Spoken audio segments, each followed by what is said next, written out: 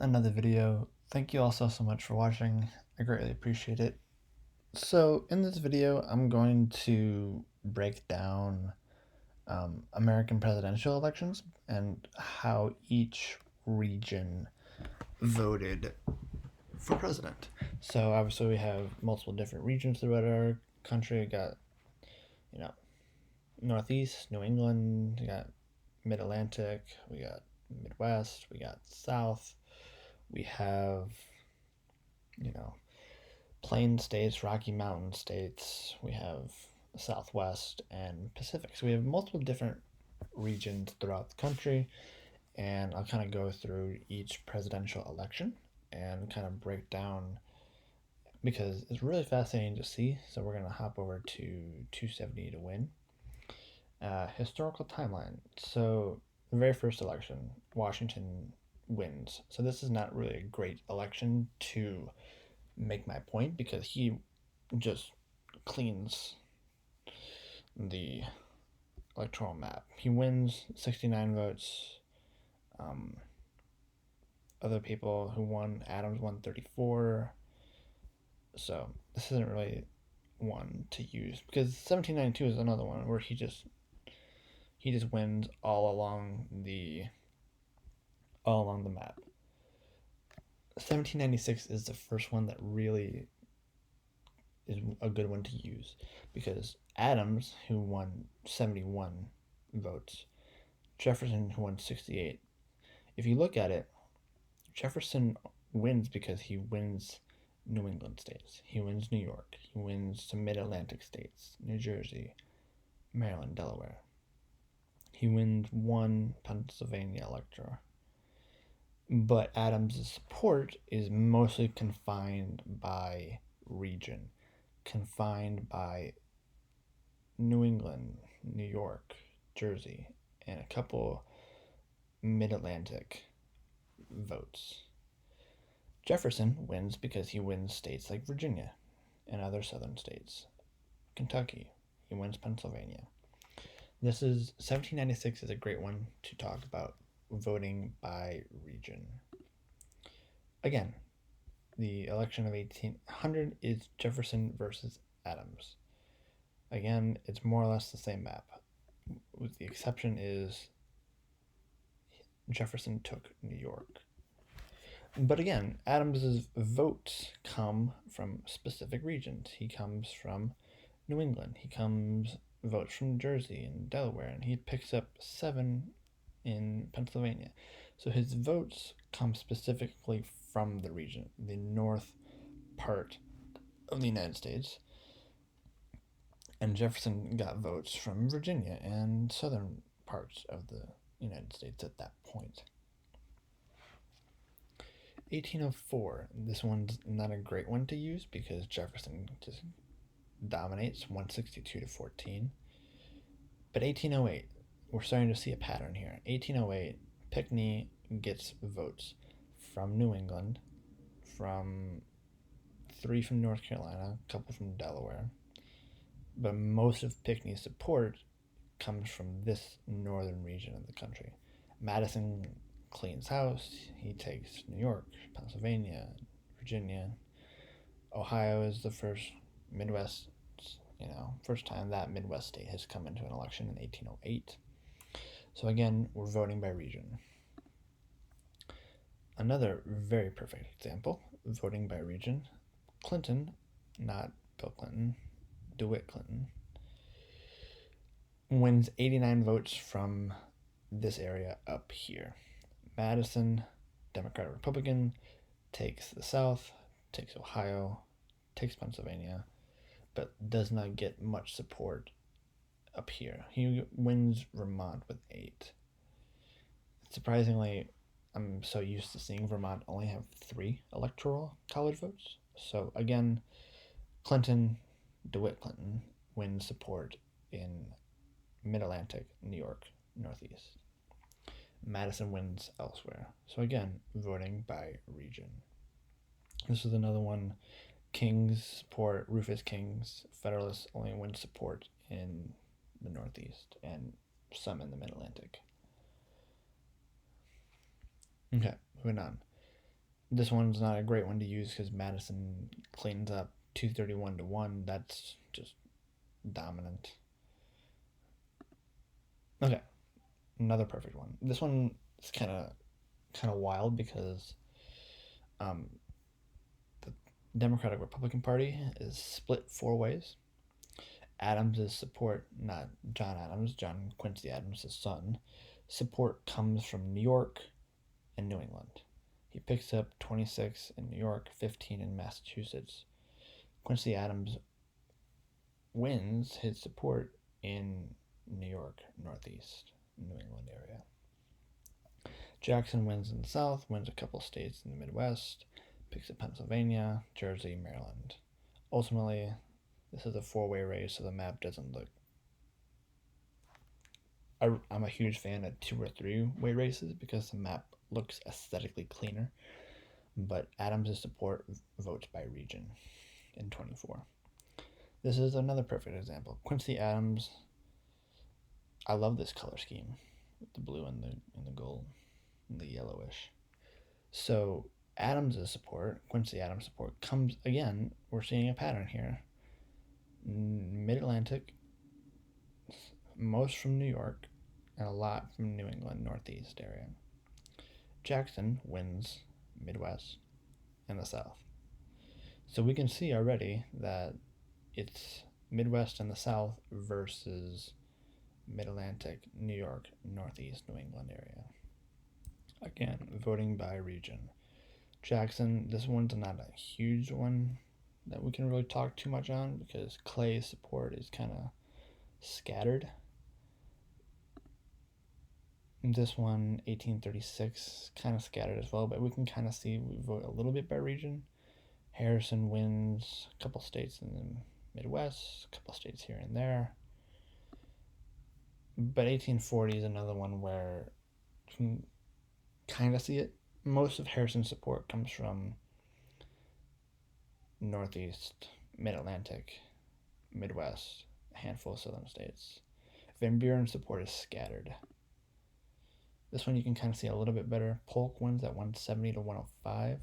Henry Clay has support Midwest, a couple here and there in the Northeast. But this is another good one to use. Zachary Taylor against Lewis Cass. So Taylor's support, he has a handful of southern states down here. Kentucky here in the Midwest, a little bit of support. But most of Taylor's support comes from Midwest, not Midwest, Mid-Atlantic, Northeast, New England area. Again, voting by region. Pierce wins pretty handily. Okay, this is the perfect one. This is a really good one because this is the election of 1856. This is when the Republican Party burst onto the scene with John Fremont. Fremont's support is mostly concentrated in the North. And you would see that with the election of 1860 with President Lincoln. Lincoln, Breckinridge, John Bell, Stephen Douglas. Douglas wins Missouri and a handful from New Jersey. But this is mostly the election where we have North and West versus South. Essentially the battle lines of the Civil War.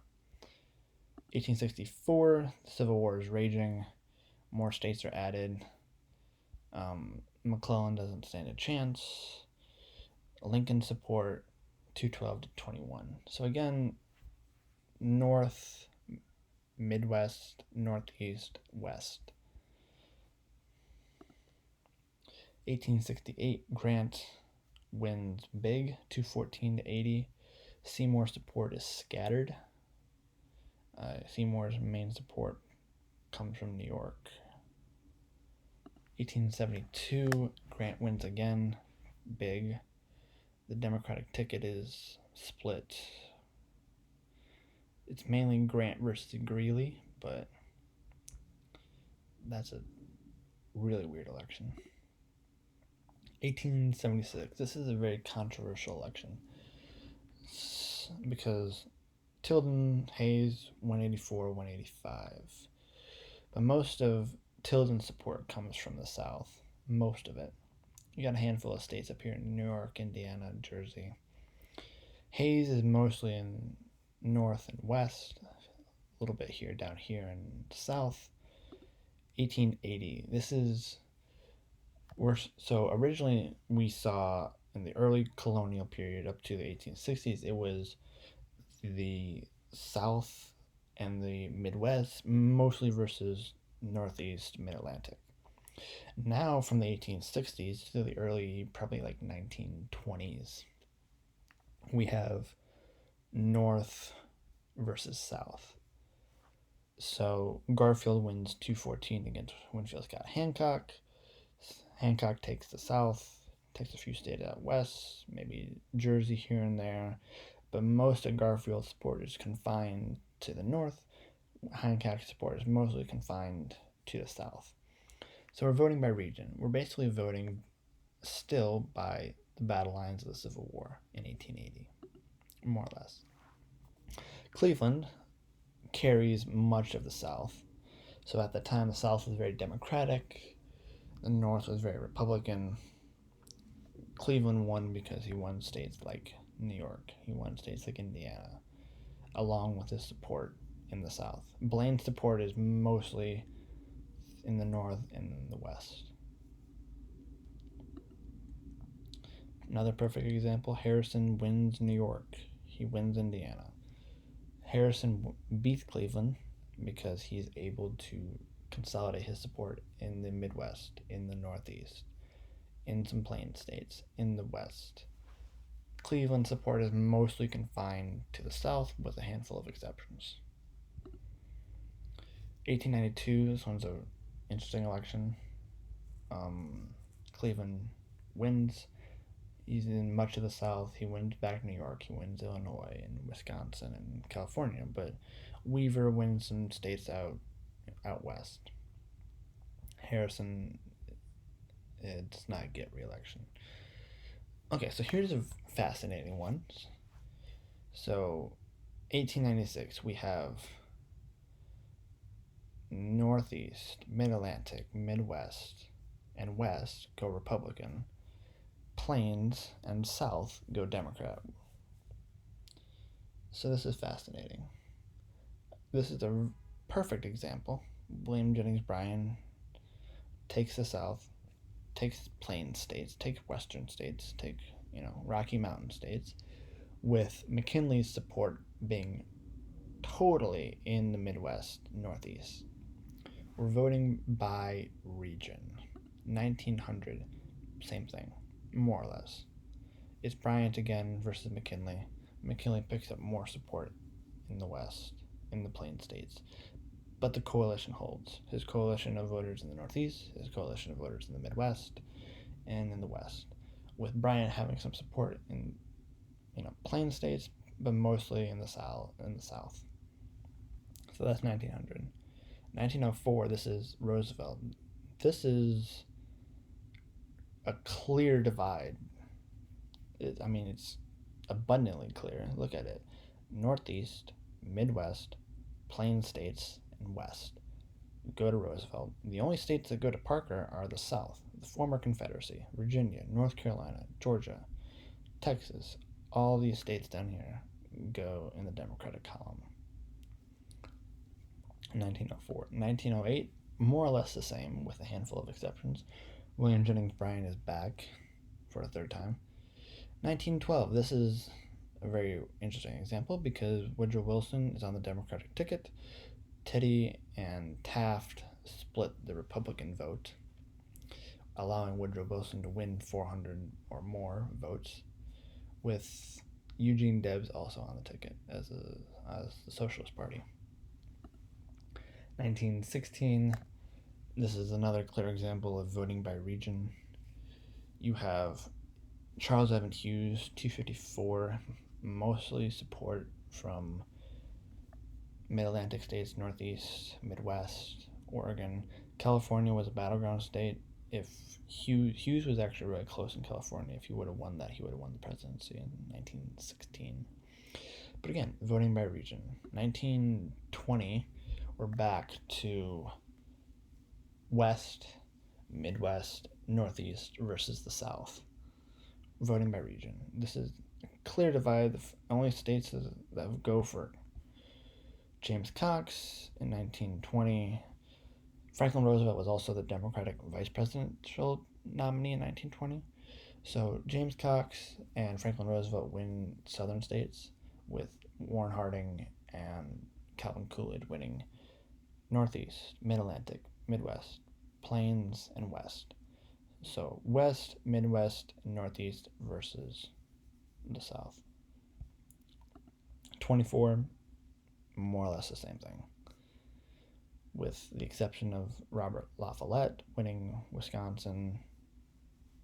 There's, it's virtually the same. 1928, Hoover wins an absolute landslide.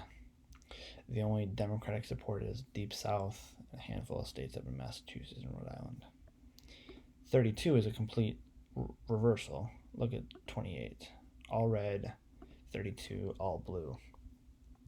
The only support for Hoover is confined to Pennsylvania and Delaware and New England.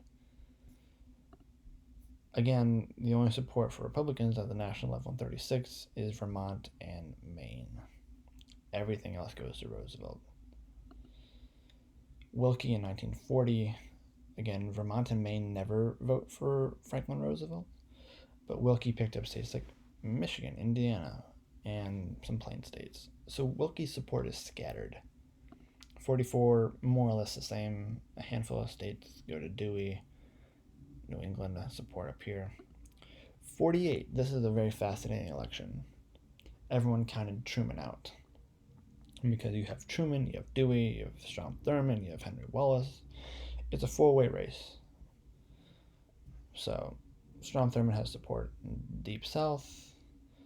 Truman has support in much of the South, much of the Midwest, Plains, West. Dewey's support is mostly confined to Midwest, Northeast, Mid-Atlantic, a handful of states out west. 1952, Eisenhower wins in 52 and 56. Adlai Stevenson is the governor of Illinois, and he, in 52 and 56, only gets support in the South. 60, this is another election where it kind of changes the map, because Kennedy wins the South with the help of Lyndon Johnson, and he also wins the Northeast and Mid-Atlantic because he's from Massachusetts. Picks up Illinois, picks up Missouri, Michigan, Minnesota. So 60 is a weird election because you have voters from the South and voters from the North consolidating behind Kennedy. So the map is not split in terms of, hold on, I gotta go back. Yeah, not solely confined, split more or less along North and South. But at the election of 1960, we have elections that's more or less split East and West, which is fascinating. 1964, total blowout for Lyndon Johnson. Goldwater wins support in the Deep South. Arizona, he's from Arizona. 68 is an interesting election because it's a three-way race. We have Wallace winning in the Deep South. We have Humphrey winning, Northeast, handful of states. Texas goes. 68 is a weird election. 72 is just an absolute bloodbath. McGovern didn't quite stand a chance. 76, this is another fascinating election. So again, 76 map and 1960 map look a lot alike. You have support in the South, you have support in the North. Carter does well because he's from Georgia. He picks up southern states. He picks up states in the Midwest, picks up states in the Northeast. So Carter's coalition is interesting because you have southern states voting with northern states, voting with Midwest states. Ford support is all out west and a lot scattered throughout the North. 80 is just a bloodbath. 84 is a bloodbath too. 88 is a bloodbath. But Dukakis support is Midwest, a little bit in the West, a little bit here and there.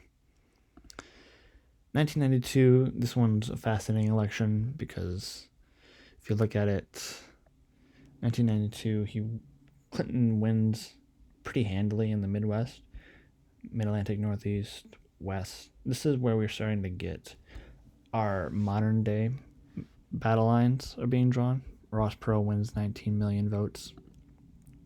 1996, the coalition mostly holds with a handful of states flipping hands, but more or less Clinton wins in states like the Midwest, Mid-Atlantic, the Northeast, the West. 2000, this is, Al Gore's support is mostly confined to what is known in today's politics as the Blue Wall. Now we have Blue Wall in the West, Midwest, Northeast, in direct comparison to what is known as the Red Sea. You have plain states, you have southern states. If we look at maps, we'll see that support for Democratic candidates are mostly in what is known as the Blue Wall ever since the election of probably the 1988, 1992. We'll see that 1972, 1980, 1984 is when Republicans really got the votes of the southern states of the plains. But in 2000, Al Gore's support is in the West, New Mexico, the Midwest, Northeast, with Republican support in the South and the plains and the Rocky Mountains. The map doesn't really change in 2004. It's more or less the same, a handful of states swap. 2008, on the other hand, Obama expands the map. Obama wins the Midwest, wins the Mid-Atlantic, Northeast, New England, wins in the West, picks up Florida, but most of the southern and plain states still go Republican. More or less the same thing in 2012. 2016, Trump versus Hillary. You got Gary Johnson in there as well. You got Jill Stein in there. But most of the regions still hold. South still votes for Republicans. Plains still vote for Republicans. West votes for Democrats. Midwest, the Democrats lost Wisconsin, Michigan, Pennsylvania, but Democratic support in the Mid-Atlantic, Northeast, New England. And then 2020, Biden won back Midwest states, picked up some Sunbelt states. But yeah, this is a very fascinating trend because if we look at the maps, we went from elections in the 1790s, early 1800s, from the South, Midwest against New England states. The 1820s, it's the same thing more or less holds. It doesn't shift until the 1860s, and then we have northern states versus southern states, and that more or less holds until the early 1920s. We have 1920s Republican support in the West, Midwest, Northeast. And then Franklin Roosevelt comes along, wins 4 landslides. Eisenhower comes along, wins 2 landslides. And then in 1960, along with 1976, Democratic support in the South and the North, with 72 being a bloodbath and 64 being a bloodbath. However, in 1980, 84, and 88, that's also a bloodbath. 92, Clinton support is defined within the Midwest, Northeast, some southern states, some states out west. 2000 and 2004, Bush's support is defined by southern states, plain states. Blue Wall states are defined as states in the Pacific Coast, Midwest, Northeast, North Atlantic. So The United States loves voting by region. If you haven't seen it, the United States really likes to vote by region. I can go into what is known as the Solid South because, as you can see, the South likes to vote as a cohesive bloc. They used to vote solidly Democratic and then started shifting in 50s, 60s, 70s, and by the 80s, 90s, and 2000s, it was already solidified. So the United States loves voting by regions. And I find it fascinating. I really do. So with that being said, I hope you found this video as fascinating as I did. With that being said, that's the end of the video. Thank you so much for watching, and I'll see you in the next video. Deuces.